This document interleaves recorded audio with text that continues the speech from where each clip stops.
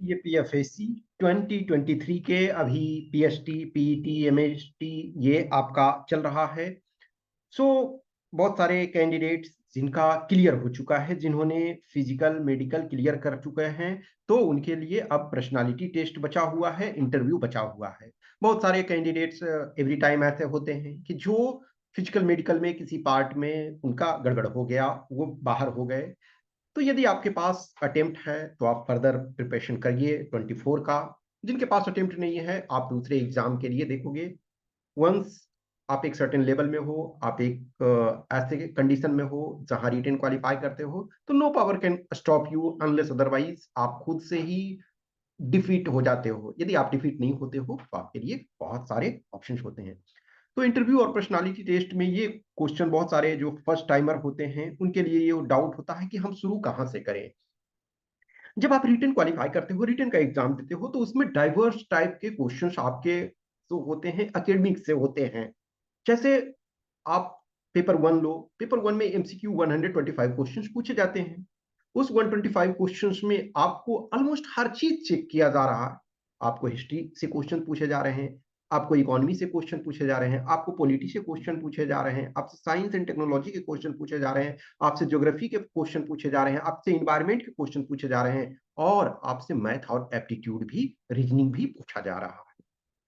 यानी कि कुछ और प्लस करंट अफेयर्स, दुनिया के किस पार्ट में क्या हो रहा है ये आपको जानना है।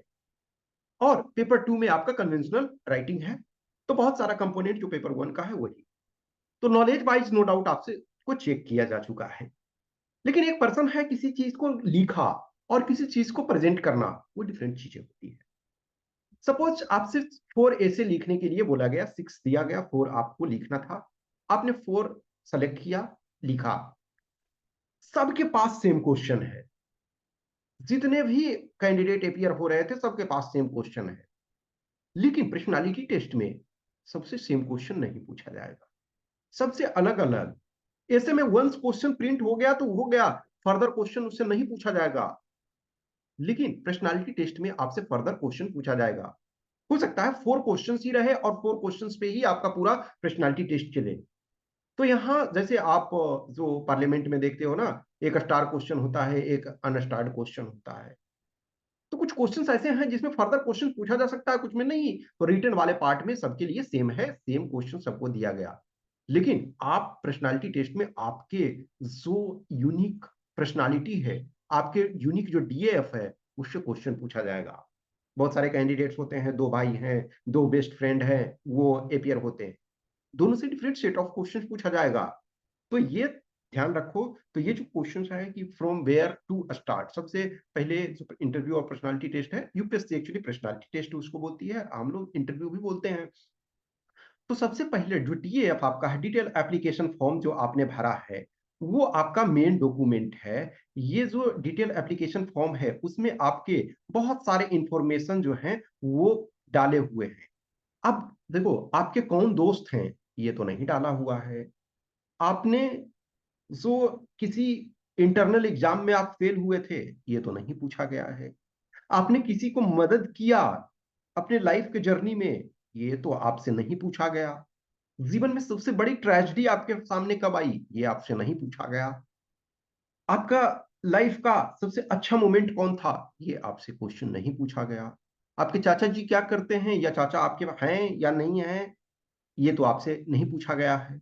लेकिन जब आप पर्सनालिटी टेस्ट में जाओगे, इंटरव्यू बोर्ड में जाओगे, तो डीएएफ में जो लिखा हुआ वो तो बेस है, उसके अलावे भी कुछ क्वेश्चंस पूछे जाएंगे। और करंट अफेयर्स जैसे जो होता है, तो डीएएफ को सबसे पहले डिटेल एप्लीकेशन फॉर्म के हर कीवर्ड को जो भी आपने लिखा, एक चीज ध्यान रखो, जब भी आप रिटेन क्वालिफाई हुए तो आप मोर और लेस 98%, जैसे हम 23 का लें, तो अपने अपने ग्रुप में आप करीब करीब 98% लोगों से बेटर हो। सपोज आप जनरल कैंडिडेट में हो तो आप एग्रीगेट 98% लोगों से बेटर हो। आप ओबीसी में हो तो एटलीस्ट ओबीसी ग्रुप में आप 98% लोगों से बेटर हो जो उन्होंने एग्जाम दिया। एससी में बिलोंग करते हो तो आप 98% एससी कैंडिडेट से बेटर हो। एसटी में आप हो, हाँ हो सकता है एग्रीगेट आप, कोई एससी कैंडिडेट है, एसटी कैंडिडेट है, वो फर्स्ट रैंक आ सकते हैं, सेकंड रैंक आ सकते हैं, ये कुछ। लेकिन जनरल कैंडिडेट वाला ऑब्वियसली है सबसे ज्यादा कट ऑफ होता है, एक्सेप्शन ईयर को छोड़ दिया जाए तो आप 98% अपने रिस्पेक्टिव ग्रुप में बेटर हो। अब ये तो मोरल आपका बूस्ट होने के लिए कि हम जितने एग्जाम दिए उसमें 98% मिनिमम हो सकता है, 99.99% लोगों से बेटर हो, लेकिन एटलीस्ट 98% लोगों से हमने बेटर परफॉर्म किया, क्योंकि अभी हम एग्जैक्ट नहीं जानते हैं मार्क्स। हाँ, बहुत सारे कैंडिडेट्स हैं जिनको पता है कि हमें इतने मार्क्स आए हैं। तो डिटेल एप्लीकेशन फॉर्म में आपको टाइम दिया जाता है, 1 वीक का विंडो रहता है, 10 डेज का विंडो रहता है। उस विंडो में आप फॉर्म को भरते हो, आप एज मेनी टाइम उसको रिवाइज उसको आप ये कर सकते हो। जैसे बहुत सारे कैंडिडेट, सर मैं फोर्स प्रेफरेंसेस में क्या डालूं, मेरे हॉबीज में मैं क्या डालूं, सर मैंने ये कोर्स किया हुआ है क्या मैं इसको डालूं, क्या मुझे ये मेडल मिला हुआ है उसको डालूं, सर मेरे ये सिचुएशंस हैं। तो बहुत सारे आपके पास अपॉर्चुनिटी होते हैं, ऑप्शंस होते हैं, आप एक्सप्लोर करते हो, आप टाइम एंड अगेन उसको देखते हो, रिवाइज करते हो, रिवाइज करते हो, आप उसको अपडेट कर सकते हो, अनलेस जब तक कि आपने फाइनल सबमिट नहीं कर दिया। तो आपको 8 डेज 10 डेज का मौका मिला, और वो 8 डेज 10 डेज का ही नहीं ना, रिजल्ट आने और डीएफ भरने के बीच में भी आपको टाइम मिला। आपने एग्जाम दिया तो एग्जाम देने के टाइम ही बहुत लोगों को ये पता हो जाता है कि यस मैं क्वालिफाई करने वाला हूँ, करने वाली हूँ। हाँ, कुछ बॉर्डर पर जो कैंडिडेट होते हैं सो बीच में होते हैं, उनको थोड़ा सा होता है कि ठीक है 2 क्वेश्चन एक्स्ट्रा ही हो गया तो हमारा सिलेक्शन हो जाएगा, तो गलत हुआ तो नहीं होगा। देख, तो डीएफ के हर कीवर्ड को जो भी आपने डाला है, और इसी वजह से बोलता हूँ वो यूनिक है। ये अभी स्टार्ट एक जैसे करो अपने स्वोट एनालिसिस, जो भी जैसे कैंडिडेट पेड प्रोग्राम में ज्वाइन करते हैं, जो भी कैंडिडेट हमसे जुड़ते हैं, तो स्वोट एनालिसिस मैं करवाता हूँ। स्ट्रेंथ, वीकनेस, ठीक है, स्ट्रेंथ आपका क्या है, वीकनेस आपका क्या है, आपके जीवन में अपॉर्चुनिटी क्या है, और आपकी लाइफ में थ्रेट क्या है। थ्रेट का ये मतलब नहीं है कि कोई आप पर परमाणु हमला कर रहा है, कोई आप दिन दहाड़े आपको गोली मार दे रहा है, वो नहीं है। थ्रेट का एक स्टूडेंट के लाइफ में की वल्नरेबिलिटी, कुछ चीजें सिचुएशन ऐसी होती हैं, कट थ्रोट कंपटीशन में जो सिचुएशंस कभी कभी आते हैं कि एक इंसान, कभी लगता है ना कि मतलब डिमोरलाइज हो जाता है, मैंने इतना मेहनत किया उसके बाद भी नहीं हो रहा। तो अपने स्ट्रेंथ, वीकनेस, अपॉर्चुनिटी, थ्रेट, ये मैं रेगुलर रूप से करवा रहा हूँ कैंडिडेट को। तो शुरू में बहुत सारे कैंडिडेट को चैलेंजिंग, आई स्टिल रिमेम्बर जब 2018 वाले बैच में उसमें से बहुत सारे कैंडिडेट सेलेक्ट हुए, तो मैं उनको शॉर्ट एनालिसिस करवा रहा था। उसमें से बहुत सारे लोग थे जो फर्स्ट टाइम ये सुने कि अच्छा सर ये क्या है।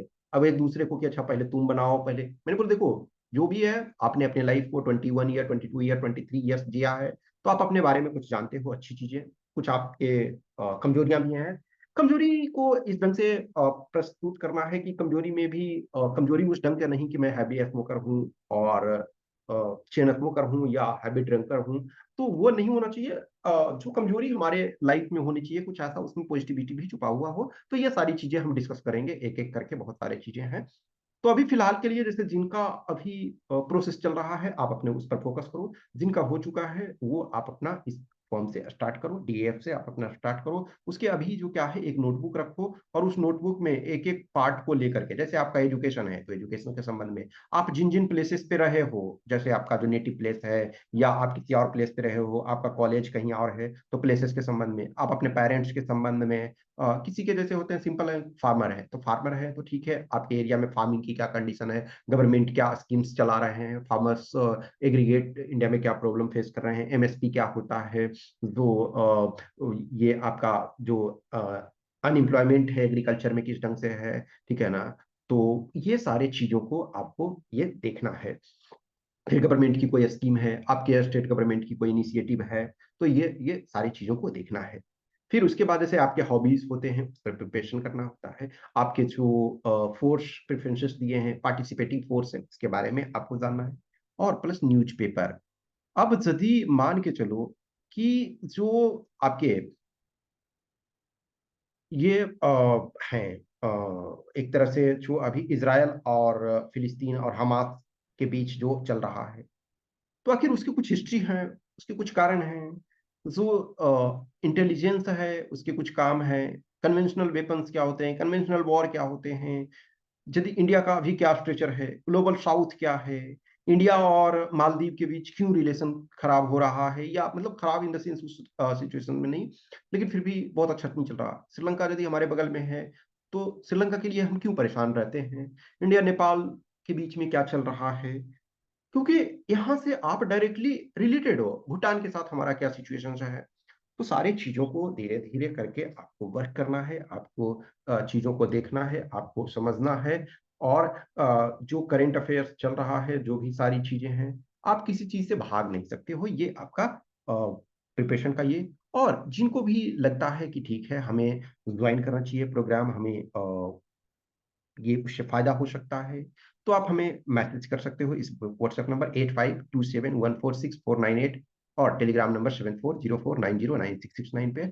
ये कंटिन्यूअस प्रोसेस है, ऐसा नहीं है कि आप पेड प्रोग्राम में जुड़ते हो तभी मैं आपको गाइड करता हूँ। पेड प्रोग्राम जब होते हो तो डेडिकेटेड आपको एक्स्ट्रा टाइम क्योंकि किसी के पास भी अनलिमिटेड टाइम नहीं है, किसी के पास भी ठीक है?